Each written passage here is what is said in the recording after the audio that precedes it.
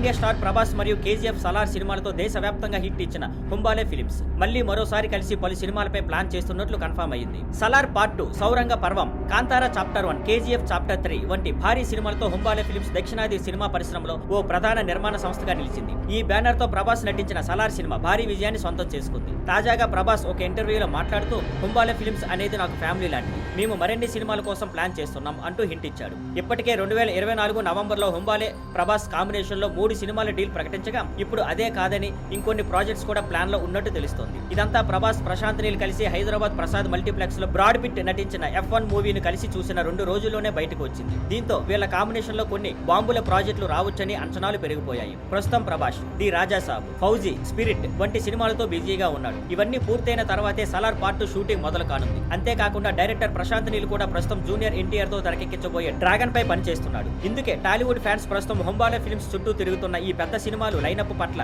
గట్టి ఆసక్తితో ఎదురు చూస్తున్నారు. ప్రభాస్ హుంబాలే కాంబో మరోసారి దేశవ్యాప్తంగా సంచలనం సృష్టించబోతుందని భావిస్తున్నారు. Thank you for watching. Please like, share and subscribe.